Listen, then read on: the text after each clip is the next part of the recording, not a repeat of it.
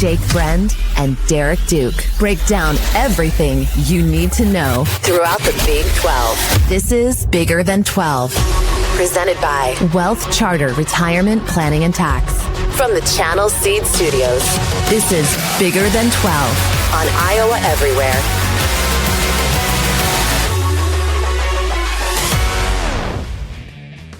What is up? Happy Sunday.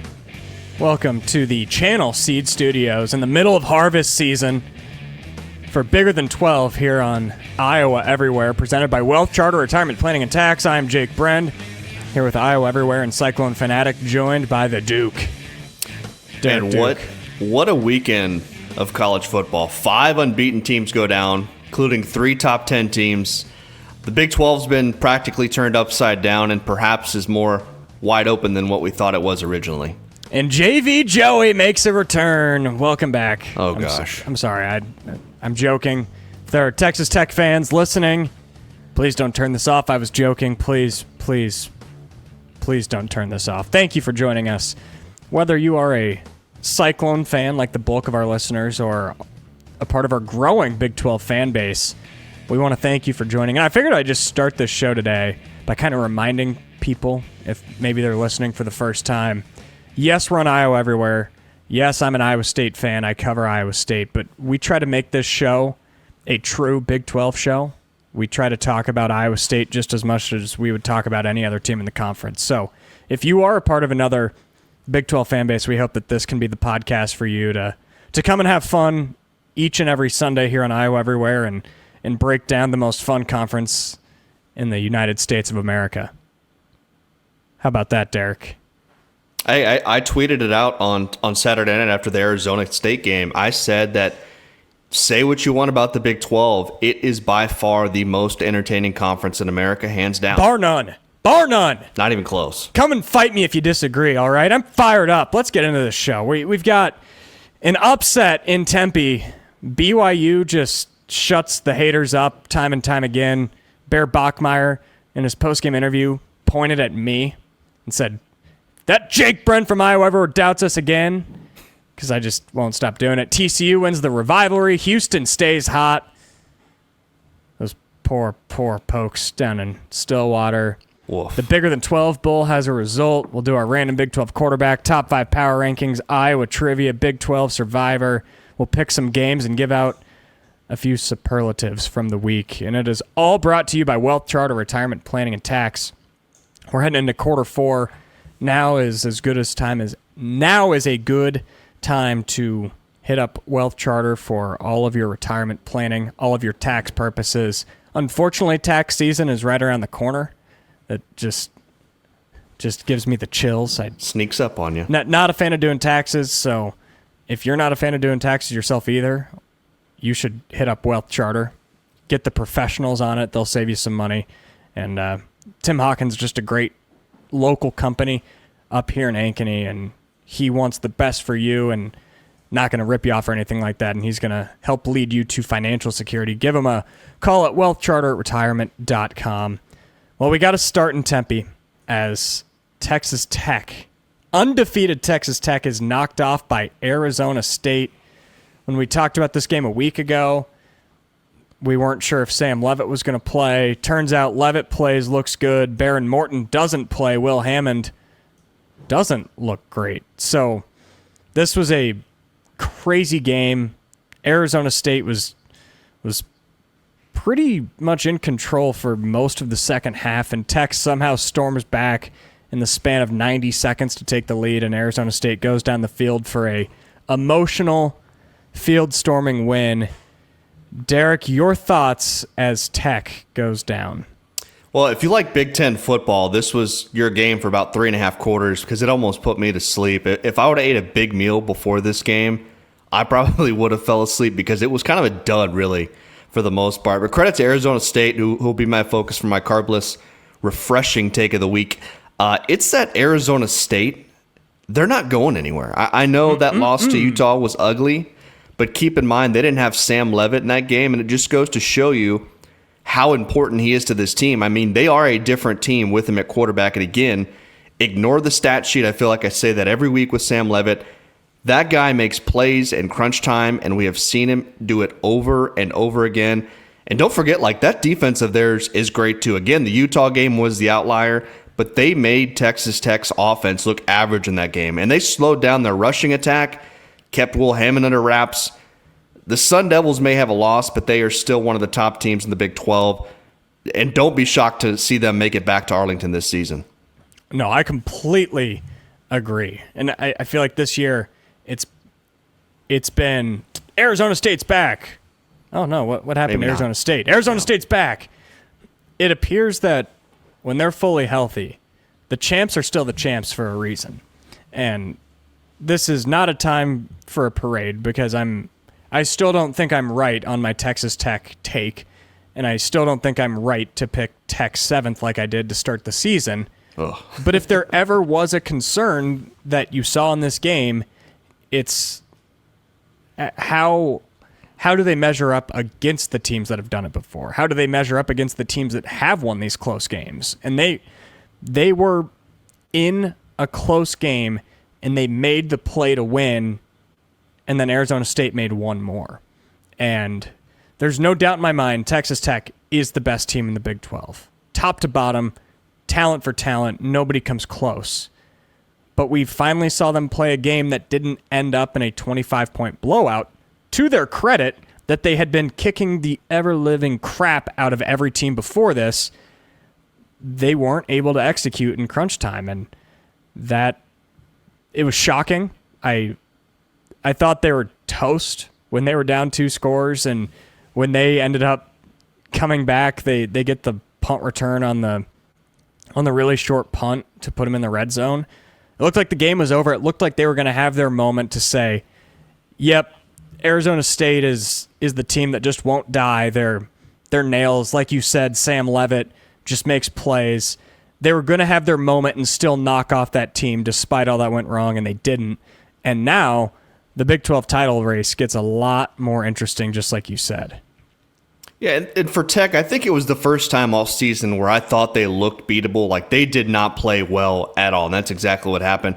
Will Hammond didn't play. I mentioned it last week. He didn't play that great, and he looked lost against Arizona State. I mean, Tech's defense did what they could, but defense can only take you so far in this conference, and their lack of an offense kept their defense on the field forever. I mean, look, Texas Tech only had the ball for less than 23 minutes in this game, and it made me realize that maybe we were always talking about, oh, Will Hammond can step in for Baron Morton. Maybe Will Hammond should start in front of Baron Morton. I think looking after this game now, maybe Baron Morton is more important to the offense than what we gave him credit for.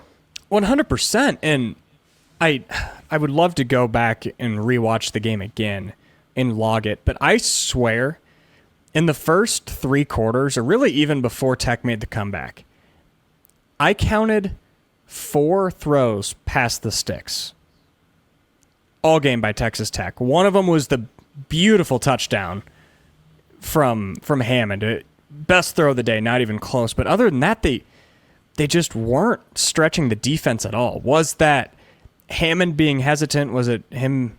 I mean, I'm sure that he felt more pressure. I'm sure that he felt more weight on his shoulders than he did at Utah, because when he was thrown in at Utah, that's just adrenaline. You weren't expecting to go in that game. You get thrown in, and it's time to go make plays. He, I'm sure, had known for a week. He at least had known for a couple days that he was going to get the start, and that's a lot of time to think. And it certainly looked like he wasn't comfortable, like we saw when he kind of made his debut on the national stage in Salt Lake City just a month ago. He did not look like the same guy. And you're right. If that's the Will Hammond we're getting, if that's the Will Hammond, or if that Will Hammond is the quarterback for Texas Tech at any point this season, they won't be able to reach their goals. And Morton, we'll see. You'd think that since this was a big game, if he really was 50-50, he would have played. So maybe he is a little more hurt than we're led to believe. But if they get that Hammond, maybe things won't be as predictable as we thought last week. Yeah, they're going to definitely struggle if that's the Will Hammond they're going to get. I don't know if it's because their offensive coordinator, Mac Leftwich, if he was just kind of tightening with some of the calls. He was a little bit more controlled with it, maybe afraid to let him air it out on the road against a really good Arizona State team. But something's got to change there with that offense. And they are a talented offense. They have talent on that side of the ball. Really good. And defensively, they can keep them in any game that they play this season because that defense is that damn good, even despite some of their injuries up front. But again, Texas Tech's got to figure out something offensively, get their mojo back, and get right back in it because one more loss in the conference, like they don't have another bye here where they can just lose a game, afford to lose another game. You can't do that in this conference because once you lose 2 games, your fate is kind of out of your hands at that point. You're having to rely on other teams to possibly step in and win a game for you. I'd argue even one loss, it's still not completely up to you. The way BYU's playing, they've got a really tough schedule coming up, and we'll talk about them in just a second. But who knows? Maybe they run the table, and you end up in a tiebreak. You end up in a 1-loss tiebreak against Arizona State, who beat you. It's still way too early to talk about all these tiebreakers, but the point is, this hurts the Big 12 in a lot of different ways, in my opinion. And I think you can go a lot of different ways with this take, where I saw a comment on Twitter. I should have pulled up his name. And I agree with what he said, that Arizona State doing this shows the depth of the conference, in which I completely agree. The problem is the casuals, the casual journalists, the casuals that sit on a desk on ESPN from 8 p.m. or 8 a.m. to 11 a.m., they don't see it that way. They see in the Big 12, when your top team, your dominant team, your expensive team, when they lose, it's, they're frauds. Yep. It's not, wow, Arizona State, look at what they did last year, going head-to-head with Texas in the college football playoff, bring 18 starters back. They've got a dog at quarterback, the best receiver in the country.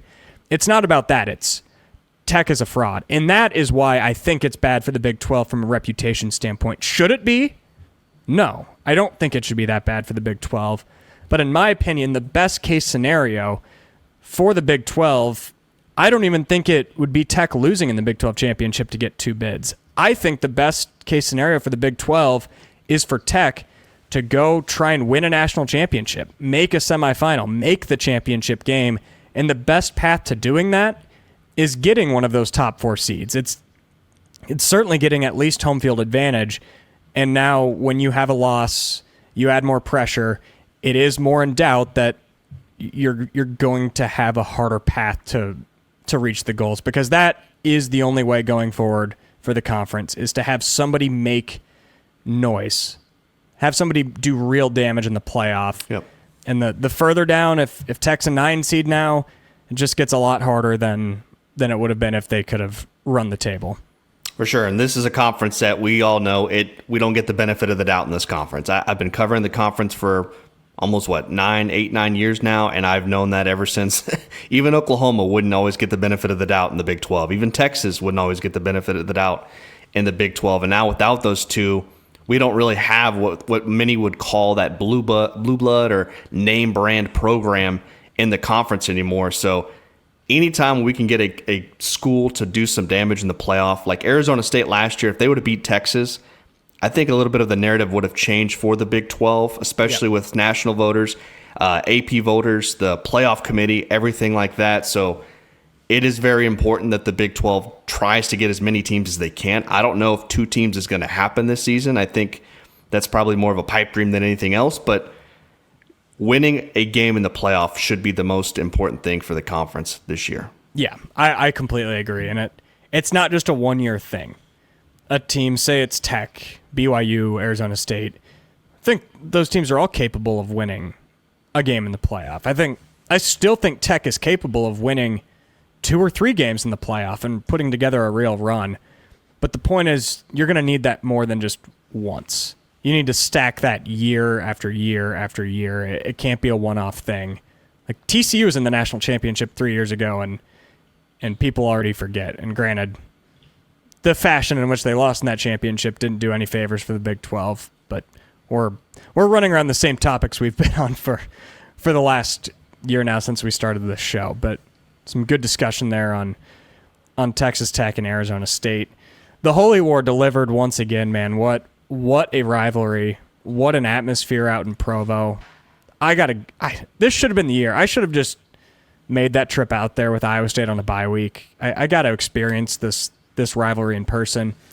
BYU just does it again. They beat Utah 24-21. Utah scored a late touchdown, so this did feel like a double-digit win for BYU, and they played into the way they always do. They suffocated, and they got plays when they needed them from Bear Bachmeier, L.J. Martin, Parker Kingston, Chase Roberts.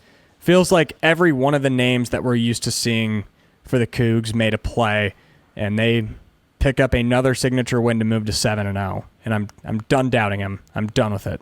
Yeah, here we are again, late October. BYU is 7-0 and just continue to win close game after close game. I don't know if it's magic. I don't know if it's prayer. I don't know if it's soaking, but damn, this team just finds a way to win games. Bear Bachmeier thought about this after the game, and it's probably a stretch to say this to make this comparison. He reminds me a little bit of Tim Tebow in a way.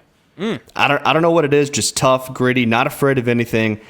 I don't know if he belongs in the Heisman conversation, but damn, he looks like a contender to me, even though the stats may not say so. I mean, he willed that offense. When BYU needs a score, a lot like Sam Leavitt, he leads them to one. And he did it against a really tough physical Utah defense, which is damn impressive. And defensively, I've said this for a while, BYU was just as good as anyone. They did a great job against a physical Utah front.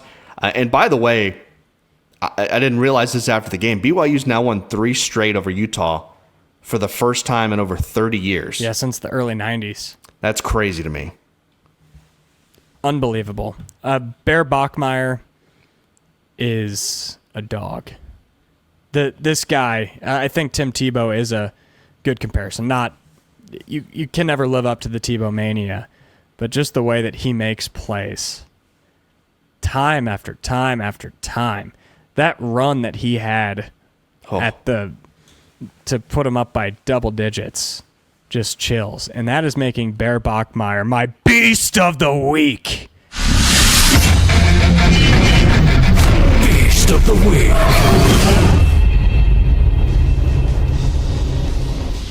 That's right, the beast of the week. Presented by Monster. We want to welcome in a new sponsor here to Bigger Than 12. It is the Beast of the Week, presented by the Beast Hard Seltzer. Your favorite energy drink has turned 21, and they've decided to turn it up by bringing you the Beast Hard Seltzer. 6 flavors: mean green, white, haze, gnarly grape, killer sunrise, some of them. You can look for it wherever you purchase your alcohol, and if you don't see it, demand it. Demand the Beast. Perfect for Halloween. Those colors go great with Halloween. Yeah, it is a way to bring in the Halloween spirit. Absolutely. And I'm gonna have one on the show. I'll do it next week. How about that? I need to go out and give me some. I will. I'll ship it down. No, never mind. You've got it down there in Texas. There is it. I've seen it down here, so I'll have to pick up a case. So Bear Bachmeier is my beast of the week for everything that I've already said. They don't win this game without Bear Bachmeier. They don't win this game with Jake Retzloff, in my opinion. The way that Bear go beyond the stat sheet, ignore the 13 of 22, 59% completion percentage.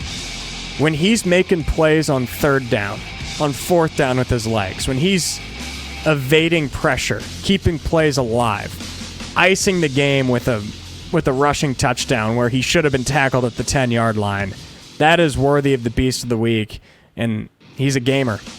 Good for Bear. He is the first ever Beast of the Week in the history of the world. That's good.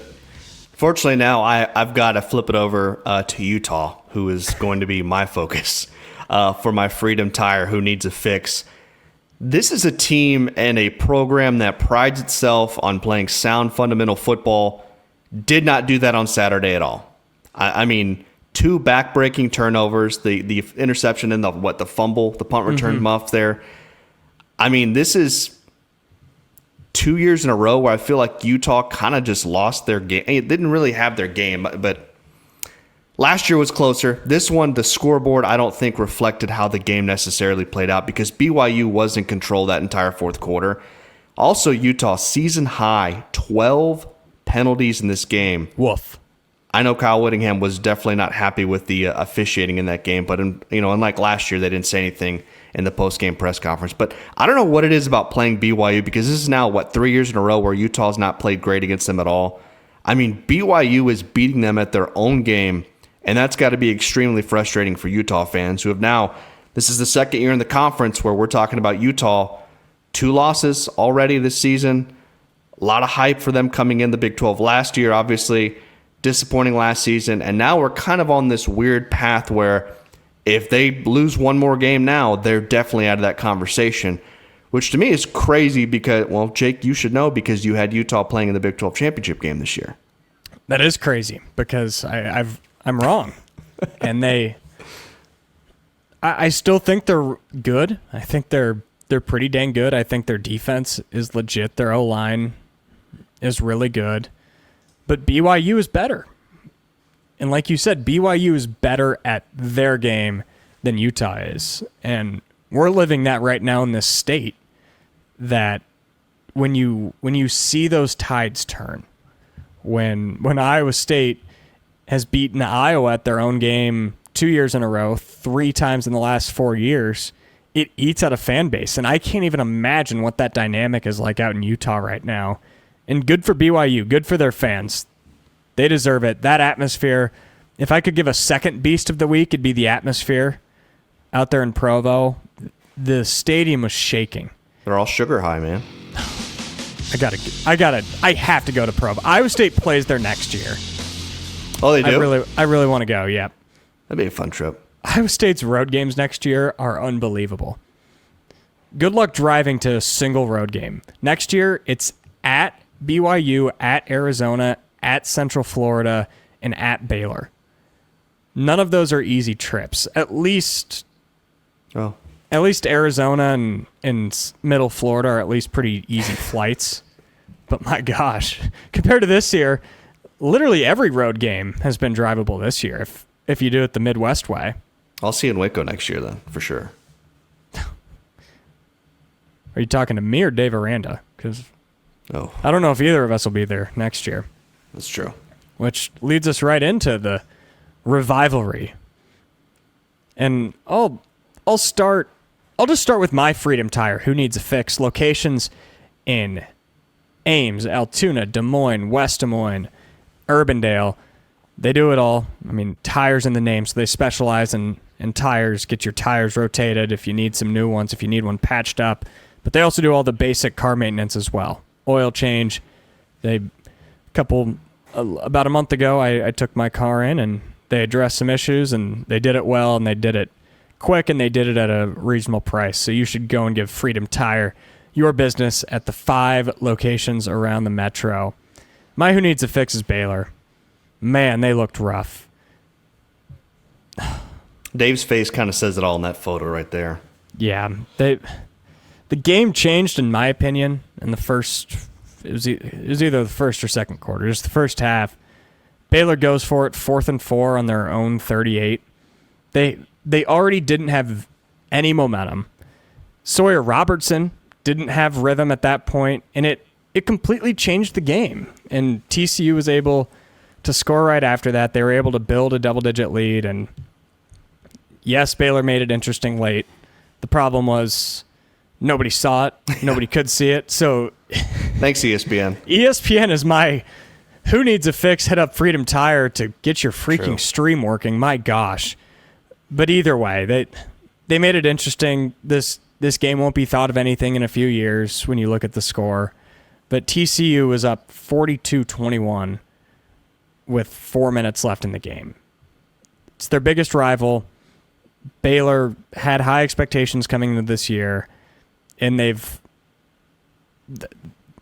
just haven't done anything. They got dominated by Auburn at home. They lost a game to Arizona State where they played fine. They had that thrilling win against K-State, and then they lose to their rival. Dave Aranda maybe his saving grace right now is what the coaching market is like. There are so many jobs open, and there will be schools this year that unknowingly will fire their coach and hire somebody worse.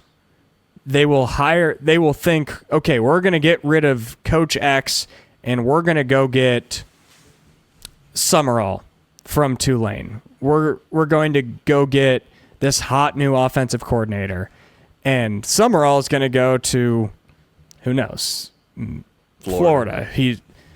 And you're going to be looking, oh gosh, we got to go to option B, and then option B goes somewhere else. He's in Stillwater, and then we got to go to, then you end up at option E, and you end up worse off. So maybe that will be Dave Aranda's saving grace, that Baylor says this is just not a good year to be in the coaching market, and they hold on to him. But right now, this is looking like another disappointing season for Baylor, in which seems to be the norm. When you expect something out of them, feels like they let you down, and when you don't expect something, that's when they jump up. And right now we seem to be on that downward trend. This game was about as drunk and as sloppy like me after the Big 12 title game last year. I mean, we had 2 weather delays. You could say that again. Yeah, a stupid blackout thanks to ESPN and the bang-up job that they do when it comes to the Big 12, because they really, truly don't even give a shit anymore. But then, TCU wins the big shootout. I told y'all that this game would be a shootout, and that's why I picked the over 66.5 points in this one. Congrats. Defense was optional. It was going to be whoever was left standing on offense. That's what it was going to be, and this truly was a throwback Big 12 game from, 10 years ago? Just points all over. But Josh Hoover, it was nice to see him have a bounce-back game after kind of struggling in recent weeks with 3 touchdown passes. But what impressed me the most with TCU, and I'll say this, was their ability to run the football and their commitment to run the football. 38 rushes, almost 200 yards on the ground. Kevorian Barnes rushed for, 25 of those carries, 106 yards, 2 scores. So when TCU can be balanced like that offensively, they're going to be really tough to stop, and Baylor found out the hard way, unfortunately. Speaking of Baylor, as you kind of mentioned, too sloppy. I mean, Sawyer Robinson, kind of an uncharacteristic game for him. Threw 3 interceptions. Baylor turned the ball over a total of 4 times in that game. And defensively, we already knew this for all season long. They're defensively, they're just not very good. They're going to have to outscore, a lot like TCU kind of is. They're going to have to outscore every single one of their opponents. I don't know if we're back to the firing Dave Aranda at this point. 3 losses now in 2-2 in Big 12 play. Really tough road ahead for Baylor. So I think things are going to get really interesting in Waco here in the next coming weeks. We're just at a point with Robertson where he's no doubt one of the most talented quarterbacks in the league. Outside of the SMU game, in which they won a come-from-behind classic, he hasn't really had a great game in any of these important games. Like he threw for, I've got the stats up now, he threw for 419 yards against Auburn. I specifically remember in my notes that day that I wrote, Sawyer Robertson just had the most pedestrian 400-yard game I've ever seen, because he had a lot of chances to make throws and make plays that game, and he didn't. He was bad yesterday. You don't see that too often. He was pedestrian against K-State. He was fine against Arizona State. I'm waiting for him to have that game that he puts Baylor on his back and goes and wins it himself, because we haven't seen that necessarily outside of that SMU game. And that's what I grow to expect from a guy who has the pedigree of one of the best quarterbacks in the league. Yeah, I don't know if they're just tightening up so much, or they're just saying we have to outscore everybody every single time. We've got to go get points. I don't know if it's the pressure on the offense, but what it is. But it does feel a little bit different. And that's why I said it's very unlike Sawyer Robinson to throw that many interceptions in one game. 3 picks. You can't, and that's the other thing. You can't turn the ball over 4 times, play piss poor defense, and expect to beat TCU on the road. It's not going to happen. You're not going to beat many teams like that in the Big 12 by doing that. So I don't know. Baylor, they've got to figure some things out. And again, I think it's going to be we're going to have some very interesting conversations when it comes to Dave Aranda's job here in the next month, because we're going to see where Baylor is after this. I don't know.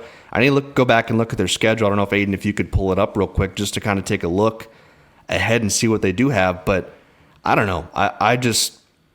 And again, you're right. I don't know if Baylor is going to be able to hire somebody that they think's worthy enough for the job because so many other jobs are going to be open. Already Stillwater, Arkansas, Florida now is going to be open. Is Florida State might be open at some point this year if they decide to fire Mike Norvell. But Kentucky might. Yeah.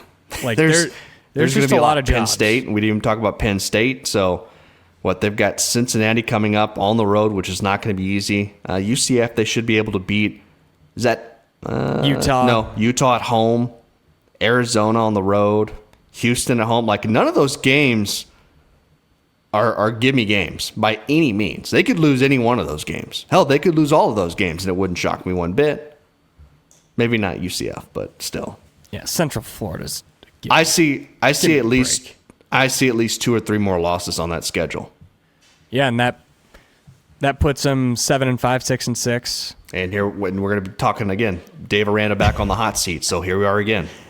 What's new? My prediction for what happens? I don't think they fire him, and I think with what they bring back next year, I guess. Okay, I think they will bring him back next year. They'll fly under the radar. It's, oh man, look what Baylor did last year when they had expectations. They folded. Nobody's going to think anything of them next year. And they're going to find a way to rattle off 9 wins. And then in 2 years, they're going to have some stud quarterback, some awesome weapons. They're going to have a lot of money. You're like, okay, this has to be Baylor's year. And they're going to be projected to win 10 games. Then they're going to go 6-6. And then they're going to justify themselves into keeping Aranda. And then the cycle will continue and continue and continue for the rest of our lives. I feel like in these big moments, these big games where Baylor has to go win a game, they never do it. Never. And they've got the money. They have the money to go out and get good players. I don't have any question about that. I just don't know if Dave Aranda is the right guy to lead that program to where they want to go back to.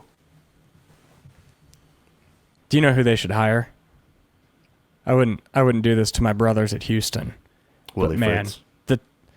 Maybe Willie Fritz or a guy like Willie Fritz is what they need over in Baylor. Houston wasn't their prettiest win, but they eke out a win over Arizona with a game-winning field goal at the end by their kicker, who left a 48-yarder short earlier in the quarter. I was, you could say, heavily invested in this game. I was hanging on to by every single play, and Ethan Sanchez steps up, knocks home the game winner, and the Houston freaking Cougars are 6-1, baby.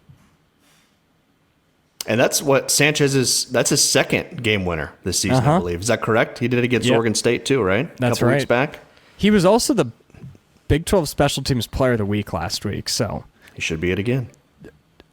Houston was my survivor pick in this. I picked him in the bigger than 12 picks. I bet real American currency on them. So when they're talking, oh yeah, this award-winning place kicker is stepping up to put Houston up 10 with 5 minutes left. I'm like, oh, perfect. He's going to knock it through. And it looked like he put it right through, and it was 10 yards short. So good for Sanchez. Good for Houston. And they are my carbless, refreshing take. Carbless is a premium handcrafted cocktail, and man, is it refreshing. It is a beautiful, beautiful weekend to enjoy a carbless. And it's just refreshing to see a team like Houston do it the right way. Hire a coach that has no flash to him at all. And that's what's awesome about Willie Fritz. He builds it from the ground up, and he's on a path right now to where he took over a team that was awful. Those late-stage Dana Holgorsen Houston teams were terrible. Oh. And what he inherited last year, they couldn't score. They couldn't move the ball. They had a really good defense. What's he do? He goes and builds a roster in a smart way. Like I have no doubt that Houston's got money. They don't got Tech money. They maybe don't have Baylor money, but they've got money, and they didn't spend it in a stupid way. They went out and got a stud tight end in Tanner Koziel, an awesome running back in Dean Connors, a talented but chip on his shoulder quarterback in Connor Wagman. Houston has done it the right way, and they should be the model for how teams should rebuild in this modern age of college football, because right now they're building it in a way that has foundation. They have a culture that when things get tough, they don't shy away. And Arizona's in the process of building that right now, but they're not there yet.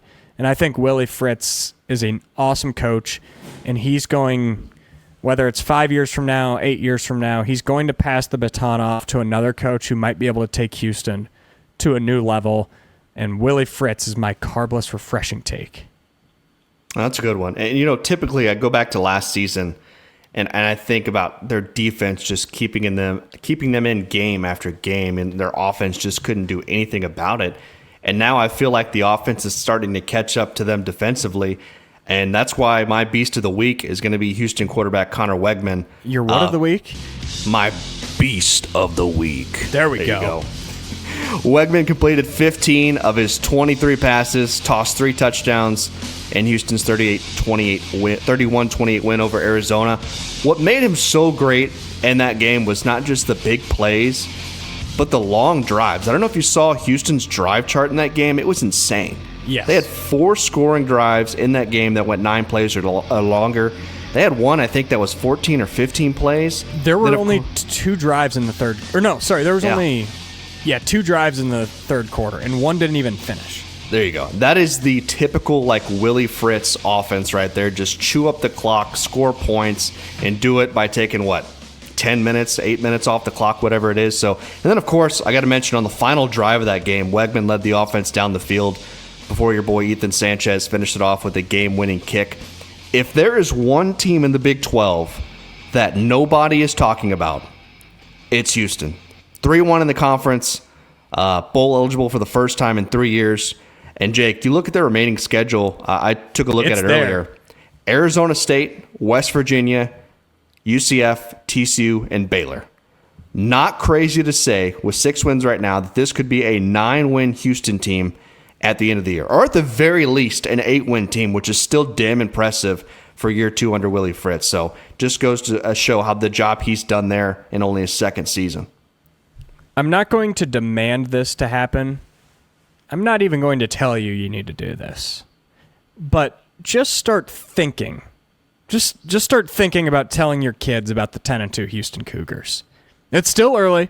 You don't have to go wake them up from bed and yell in their face that Houston's going to go 10-2. Might be a stretch. But at least start putting that thought in your head when you look at the schedule. If there is an Arizona State from last year, there's no doubt in my mind it's the Houston Cougars. And they weren't picked to finish 16th. We both had them in our top 10. We were somewhat on the Houston train, but when I saw top 10, I'm thinking, I think they're a 6-win team that might even sneak up and win 7 games. I didn't see a 6-1 start. No. And we already saw they're incredibly well coached. They've got a good roster, not a great roster. And we saw those limitations going up against Texas Tech. So that they're not a top 2 or 3 team in the Big 12. There's no doubt in my mind about that. But the way that their schedule breaks, there's a world where it could get pretty weird. If they're probably going to lose to Arizona State next week. But after that, their toughest game is at Baylor or home against TCU. I know they don't have a great home field advantage, but there's no game in those last 4 that I'm automatically chalking up as a loss. They're going to be probably within a field goal to 5 points either way in those games favored. Which is a damn shame. Their fans should show up. I mean, they are 6-1 now. Yeah. At some point, you got to buy in. This is the time to buy in, folks. And they showed up against Texas Tech. Granted, there were a lot of Red Raider fans there. A lot of Tech fans there. But it was also there was a good contingency of Houston. Yesterday was pathetic, man. It was My bad. gosh. I was a little embarrassed for the conference to see that game in the stands. It was bad. And that's a good team. And Arizona is not like just some 4-loss team or 3 or 5-loss team at this point. They're a respectable team in the Big 12. Got to buy in. These poor Cowboys. Oh, man. All you got to do is just show up to the stadium, dress up as whatever the hell you want, and all right, that's your fun. Start the timer. 60 seconds to talk about this week's Oklahoma State loss. Cincinnati dominates. Brendan Sorsby has a good day. Cyrus Allen has a really good day. And Oklahoma State has another very, very bad day. I mean, there's a reason why I picked Cincinnati for my survivor pick this week. It's because Oklahoma State. You and 100 other people. Yeah, they're just ass. I mean, look, as much as I respect the fans who, by the way, we need to give a shout out to, they packed Boone Pickens Stadium. I mean, how many 1-6 teams are filling the stands like the way Oklahoma State did on Saturday? Like, I love the whole shirtless section. Not a lot. We saw a group of fans dressed as bananas make their own section before joining the shirtless section. Oklahoma State has this whole party and the stands thing going on, and I'm here for it. Unfortunately, the product on the field is awful, and those poor bastards in Stillwater have to sit there and watch that garbage football team for 4 quarters. But you're right. This game was never close. Cincy blew their doors off. Sorsby went off in the game, 3 touchdown passes, 270 yards. They outscored Oklahoma State 21-0 in the 4th quarter. And I know I just talked about Houston being an under-the-radar team in the Big 12, but so is Cincinnati. I feel like nobody's talking about them.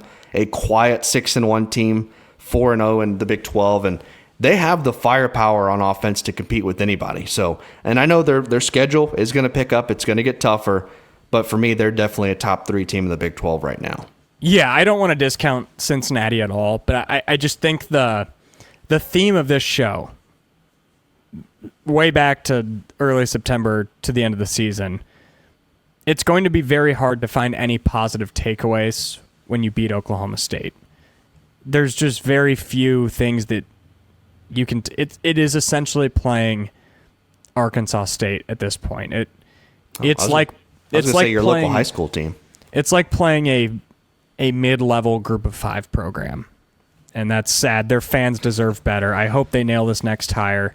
This conference is better when Oklahoma State's good, and their fans deserve it. I just feel sick talking about them. And then Central Florida beats West Virginia, but we're running out of time, so we'll just skip on over that. How about that? Are you shitting me?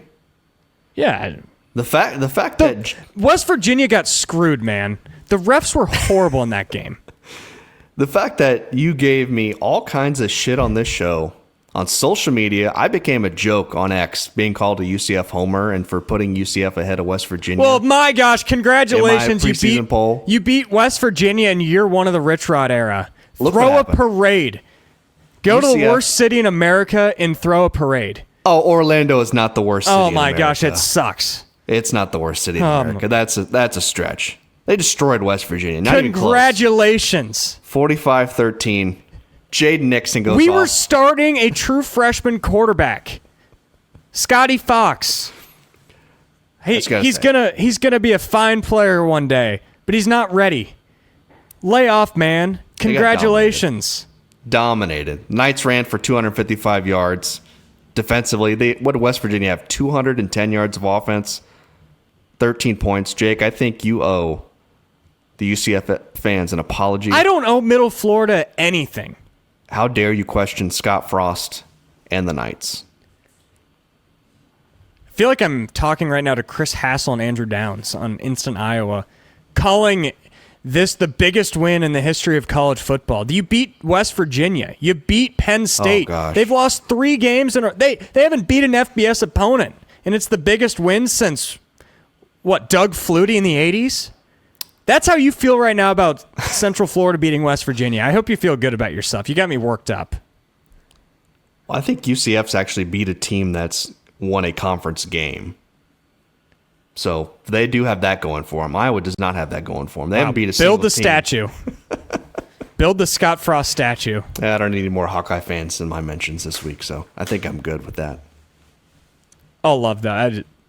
They do a great job over on Instant Iowa. It is far and away the best post-game show you can find for Hawkeye coverage. So if you're an Iowa fan that happens to listen to this show and you somehow haven't checked out Instant Iowa, you got to do it. And if you're a Cyclone fan, I would recommend it when Iowa loses to Oregon and USC. Those shows will probably be pretty fun. But you should check it out every week anyways. We love Downs and Hassel. Oh, for sure. I'm just waiting for that Oregon game for them. Me too. Let's bring in Aiden Wyatt. Aiden's had a boring weekend sitting at home, I'm sure. Nothing happened. Nothing exciting happened for Aiden. Just run of the mill, absolutely. Actually, I spent all my weekend researching a Big 12 quarterback from recent history or not recent history. We'll find out. Well, we've got the newly engaged, award-winning producer, Aiden Wyatt. Yeah. Congratulations, Aiden. All right, Aiden. Thank you. Do you feel like a changed man? Totally, 100%. 100%. Okay, that's good. That's what we want to hear. All right, this welcome. week's quarterback spent 4 years at the same school, won Big 12 Freshman of the Year. While at the school for 4 years, he never started a full season, but played in 34 games total. Almost 4,000 passing yards, and I would say he got Wally pipped. Played 4 years. He won Big 12 Freshman of the Year, you said? Yep. Yeah. Who? I would be willing to give you the year on Big 12 Freshman of the Year. Okay. We'll take it. 2012. Wally pipped 2012. I believe it was 2012. Let me double check that, actually. Yes, 2012. 2012. Gosh. I have a name in mind that I'm thinking of, but I don't think he threw for, I don't know how many yards. How many yards did he end up total in his career? About 4,000. Okay, so it's not a lot. And also, he redshirted 1 year, so technically he was at the same school for 5 years, but he never changed schools. As in he redshirted his first year? Or Yep. Okay. Yeah. Yeah. Okay. I'm drawing a blank on this one. This is kind of your era, Derek. Yeah, thanks. Thanks for aging me. I almost want to say, is it another Oklahoma State quarterback? Yes. Is it J.W. Walsh? Yeah. Wow, I'm impressed. Okay, I did not think you guys would get that. I was not going to get that in a million years. It's a good He's one. got, So- for those who remember, he's got get away from the cop speed. Oh, yeah. We've talked about that's this on the show right. before. Yeah. Yeah. So I was reading up on him. He broke his kneecap. Oh my gosh. Or sorry, just a fractured knee, not kneecap. During a game against Iowa State where he finished with 415 passing yards and 46 rushing yards. He returned a few weeks later. So this is a tough young bitch.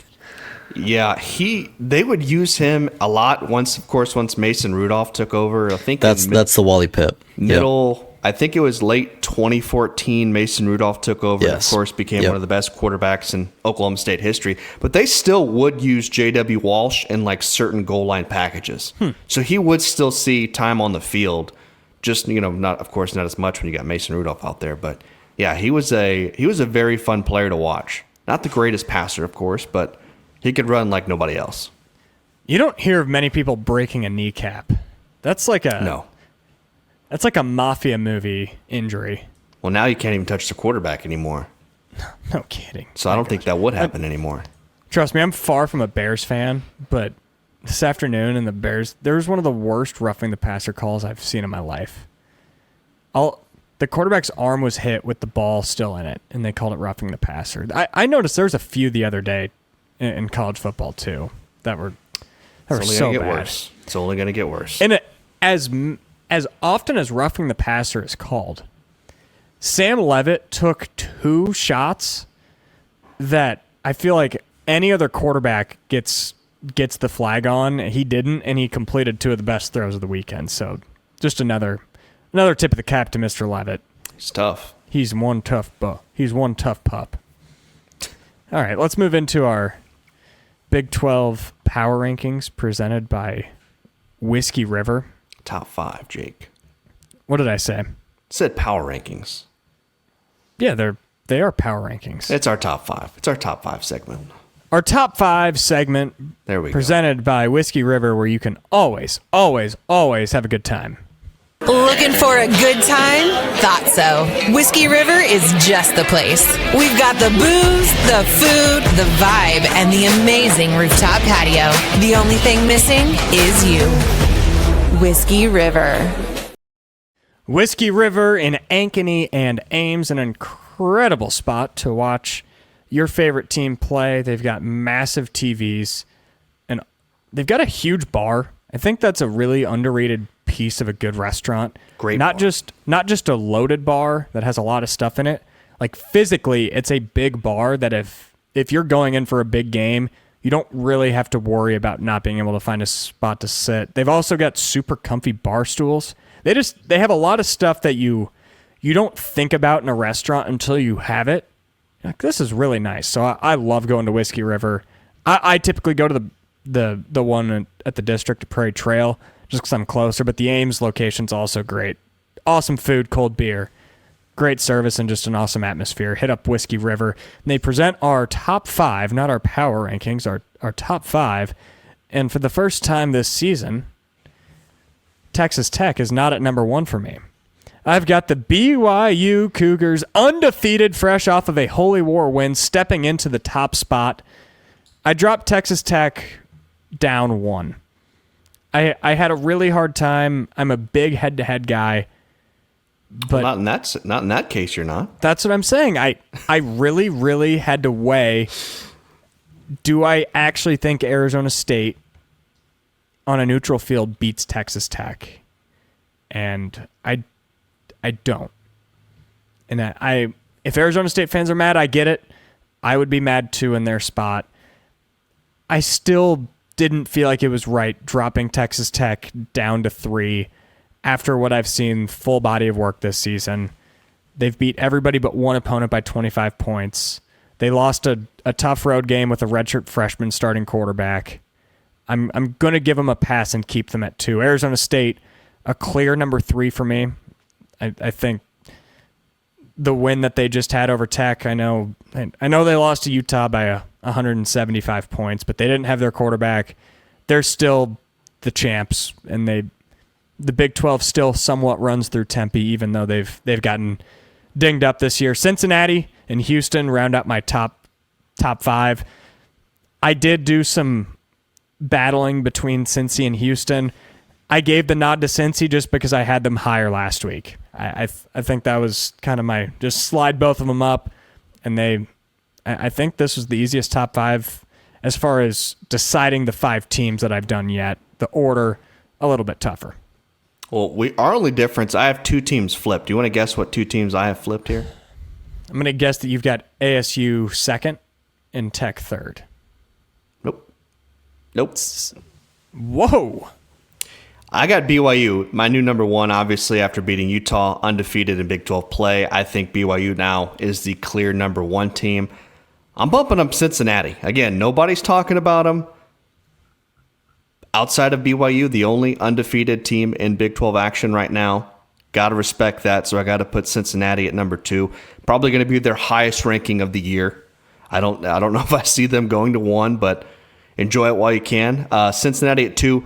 Arizona State at 3 because head-to-head results matter, Jake Brend, so I've got them at number 3. Texas Tech at 4. They slide down a few spots for me. Could very easily get back in that conversation at 2 or 1. Houston at number 5. We both agree on that. The Cougars enter our top 5, rightfully so. Got to show some respect to that program. Willie Fritz, they're doing a bang-up job down there in Houston, so I don't know how long they're going to stay in that top 5, but damn it, the fact that they even got here is impressive. There we have it. The same teams on both sides, and Cincinnati and Tech are flipped. Did you have a hard time judging between Houston and Central Florida for your 5th spot?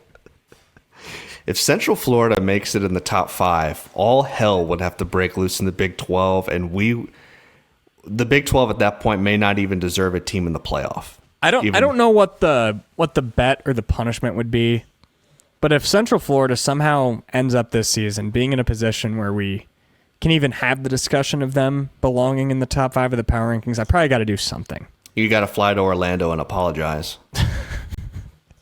You got to go up to the... It'll be a cold day in hell before that happens. Well, you'll be doing it next year. I was thinking more so just like some blazing challenge at Whiskey River or something, or some type of food challenge. I just got to torture That's not myself. a punishment. That's not a punishment at Whiskey River. No, I'm saying like I got to eat like 500 cheese curds or something like that. 500 cheese curds, Jesus. So your heart can stop on live camera? Yeah, but I'm not concerned about it because it's Central Florida, man. That's fair. All right. We're going to... Back to 8. We're going to go to Iowa trivia, and I have to deeply apologize. Yeah, you should. I skipped Iowa trivia last week. Oh, that's right. I forgot about that. Aiden and his team work so hard each week bringing you a thought-out, well-prepared Iowa trivia question. Always well prepared. And Jake just shit all over it last week. I skipped it. I missed it. The best way to handle this is to take full responsibility, and I dropped the ball, guys, and I'm sorry. And I'm sorry to our listeners. I won't let it happen again. We're on probation. Maybe you do need a punishment. I mean, what's like for Florida, 50 oranges? Mm-hmm. You have to eat? He'd puke. Yeah, I could 25 oranges. I could do 50 oranges. Okay, well, it sounds like we have a challenge then. I back when I was in high school, there'd be times where I could put down a whole bag of clementines in a day. These are oranges. Those are tiny. I know. Oranges. Come on, full on Florida oranges. If someone will peel them for me, I'll do it. Jesus Christ. No, you have to eat rind and all, brother. You sound like Chris Hassel. Somebody's got to peel it for me first before I can eat it. That's my least favorite part about eating a real orange is the peeling process. All right. How did we get here? Because I screwed up. All right. I'm sorry. Apology accepted, Jake. I appreciate Show's a that. disaster.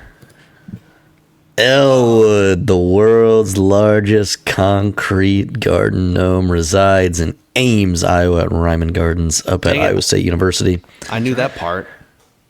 How much does Elwood weigh?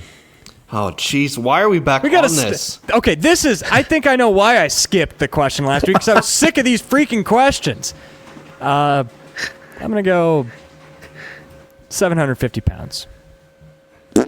Derek? I'm going to guess 1,400 pounds. 3,500 pounds. Oh, my gosh. Jeez. If I wanted to play the Price is Right, I'd go and do that.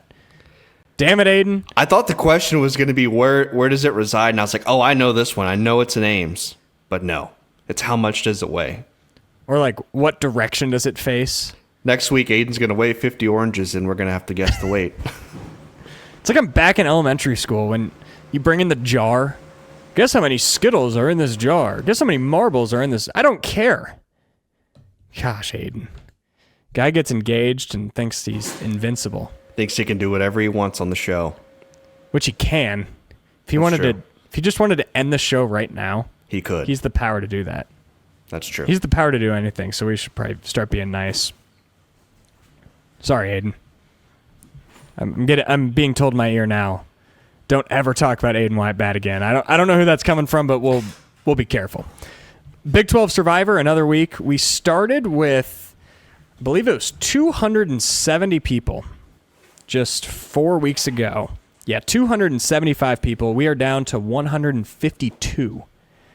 We finally had a decent chunk of people knocked out with Texas Tech's loss this past week. We kind of had we had 2 weeks where pretty much everybody advanced, it seemed like. So finally, a favorite got knocked off, and we're down to 150 people left. If you are one of the ones remaining, which Derek and I both are, you will receive an email Sunday, Monday, somewhere in that range. Be sure to get it back in before next week. And don't worry, guys. Oklahoma State will have a bye in at some point. 3 weeks. Whew. So you're gonna have to pick somebody else. You cheaters. Yeah, I've been writing them. No, and I give people a hard time, but it's Survivor. The point is to survive. Exactly. So can't fault us for fault anybody for picking against Oklahoma State.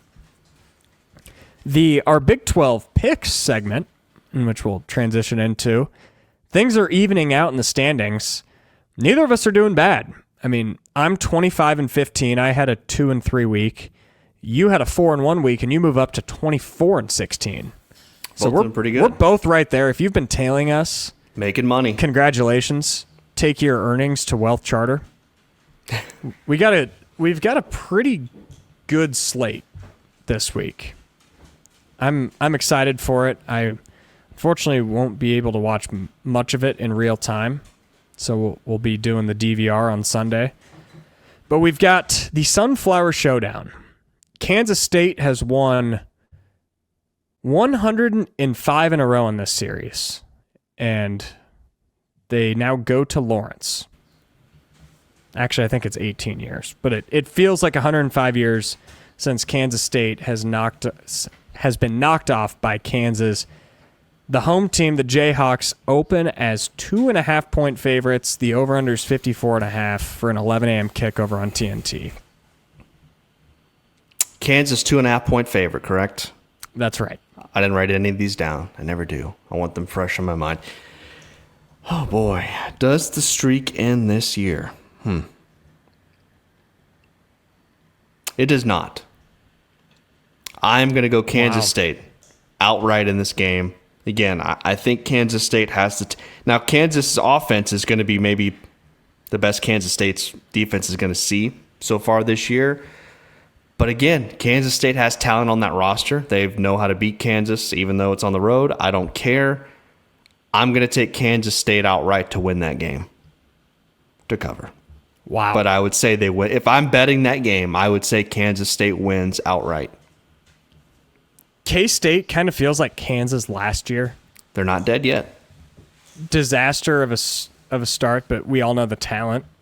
And I'm with you. I think this is a spot where K-State, they obviously found something in Waco a couple weeks ago. They totally choked the game, but they found something and then dominated TCU last week. I think they carry that in to a Kansas team that's reeling and somehow extend the series another year. And Twitter is going to be a cesspool if K-State wins this series again. Give me the Wildcats. Up next, the game on Fox at 2:30. Undefeated number 11 BYU comes to little old Ames, Iowa. The Cyclones, they've got a lot of doubters. They've lost the last 2 games. They're off of a bye. These jerks at Cyclone Fanatics spent the whole week talking about basketball. Well, the Cyclones are still playing football at Jack Trice Stadium, and they're favored by 2.5 points over the undefeated Cougars. The over-under is 49.5. I mean, do we really want to switch to basketball after the Creighton thing last week? But we're not gonna. We're not gonna. That nobody saw anyways. But anyways, gosh, this would be if you were to pick Iowa State in one game, damn it, and make it right, this would be the game to do it, would it not? Oh, 100%. And this is the thing with this game. The last 2 weeks, Iowa State has been on the other end of the cardinal rule of Vegas. The home team is favored against an undefeated ranked opponent. They're reeling. You always are supposed to hammer that home team, and that's what happened to Iowa State the last 2 weeks. They lost both those games. Now they're on the right side of it. Vegas doesn't mean anything, but in a way it means a little bit. This is tough. This is really tough because BYU is just going to be so damn physical up front on both sides. On both sides. I just don't know if Iowa State's going to have the firepower to keep up with it. I don't know. But at home, it's hard to pick against Iowa State and Jack Trice. I think I'm going to take Iowa State to cover that. Can I split the difference? I made this promise to never doubt BYU again. but I think I'm going to doubt BYU this week. I think if there's one spot where BYU would slip up, it would be this one right here. It's coming off of an emotional Holy War win. You got to go up to Ames. First time they've done that in a long, long time. Maybe ever. I don't know if they've ever played in Ames. Iowa State's off of a bye. They've heard nothing but bad things about themselves. They're going to be motivated. They've been good at home so far this year. I think this is a bounce-back opportunity for the Cyclones, and they knock off the Cougs. If BYU wins this game and I'm wrong, I'm just going to pick BYU to win out at this point. Yeah, BYU wins this game, they're winning the national championship. They might win the national championship regardless. True. But in order to do that, they have to keep losing, or I have to keep picking them to lose. There you go. That's the way it happens. You're fueling them. Up next, this is an interesting game. A tough spot, I think, for Cincinnati, welcoming in 4-3 Baylor, all upset. Cincy's favored by 5.5. The over-under's way up there, 66.5 points. This game is at 3 o'clock, and I don't know what network it's on. It didn't say. I think it's 6-day windowed, so it's at 3 o'clock. 66. Is it 66.5 again? Yeah. Gosh. It's a lot. I'm tempted. I'm tempted to take that over in that game. I really am. 6.5 though. That's a lot of points too for Baylor. I'll say Baylor covers. I don't think they're going to win, but I'll say Baylor covers that spread. Are we going to have the same pick on everything? Because I'm in the same boat. When do you bet on Baylor? When do you pick Baylor? When everyone's kicking them while they're down, fire Aranda, they're dead, blah, blah, blah, blah, blah. They're getting almost a touchdown. Just give me Baylor to keep this game close. They'll surprise some people. I think Cincy ultimately wins this game, but I'm with you. I think Baylor covers. If you're looking for two upsets to bet on in the Big 12, you can maybe put them together. Iowa State and Baylor, I think, would probably be your best options this week. I think this week in Survivor, it might be the most unanimous we'll ever see. Maybe not, though. Do people want to waste Texas Tech against Oklahoma State? I don't know. That's a fair question. I guess we'll have to see. We're not picking that game, even though. Do you want to guess what the line is on that? If you 24? 24? Up. 28? Up. 35? Up. I don't even know. Was it 40? It's 38. 38. Jeez. I think I'd still play Tech, though, right? You have to. I don't know. Maybe this is the week where you throw Oklahoma State some points. I don't know. Those brave soldiers. That's awful. Those brave. This has to be the worst Big 12 game since when? Probably since Oklahoma taking on a just piss poor Kansas team. Yeah, it's right there. My gosh. All right, well, this isn't a great game either. We're kind of limited on. I think there's 4 really strong games this week, and then a whole lot of nothing after that. So I went with TCU at West Virginia as the next game. 5 o'clock on ESPN Plus. That is exactly where this game belongs. The Ocho. TCU's favored by 14.5 on the road. The over/under is 56.5. Yeah, I'm gonna take TCU in that spot. I know it's in Morgantown. I think West Virginia can maybe keep it somewhat respectable for about 3 quarters, but they just don't have the offense. Defensively, they're not that great either. That's the problem. So TCU's gonna score points. I'm gonna take TCU. And that exactly what you just said is why I'm taking the under. I think TCU wins this game convincingly. I also don't see West Virginia scoring more than 14 points. No. I think this is your typical 38-14 type game, and that hits the under. So give me the under, and we'll close with Houston at Arizona State. I'm really excited for this game. 7 o'clock. Also, haven't seen a network for this one either. I'm guessing we'll find that out Monday. Arizona State is favored by 8.5 points at home. The over-under is 47.5. Oh, it's on ESPN2 I'm seeing now. ESPN2? Yep. Gosh. I respect Houston a lot, but I also respect Arizona State a lot, so I'm almost tempted to take the under in that game, but you know what? I'm going to make it a week where I don't take any over-unders. I'm going to take Arizona State to cover that. It's in Tempe, right? That's right. Yeah, on the road. If it was in Houston, a little sleepy, I might feel better about taking Houston and the points there, but on the road in Tempe after a big win, I think I'll take Arizona State to cover that. Arizona State's really dinged up. Levitt was in a walking boot last week, didn't play. Tyson was in and out of the game. That guy's a warrior. Brown was cramped. I could see this being a spot that's good for Houston. But I'm also a little afraid that this is somewhat like the Texas Tech game where that talent deficit is shown. Yep. And I kind of think that's what we see in Tempe. I'll go with you. I'll take Arizona State. So if it was in Houston, I would probably take Houston in the point. I would take the points for Houston. I'd pick them to cover. If I could get this up to 10 and a half, I think I'd take Houston, but yeah. This to me feels like a 10-point win for Arizona State. Agreed. So we're pretty much all taking the same thing. Except for the Houston or the TC West Virginia game. You've got the under, I've got TC. Yeah, and both of those could hit at the same time. Could happen. Our records aren't going to differentiate too much in the next week. We'll try and be better for you next week. But thank you for tuning in to this week's episode of Bigger Than 12. We had some fun introducing our Beast of the Week. Thanks to all of our great sponsors, WealthCharter Retirement Planning and Tax, Whiskey River, Carbless, Freedom Tire, and now the Beast. Thank you for joining us here in the Channel Seed Studios. We will be back next week with Bigger Than 12.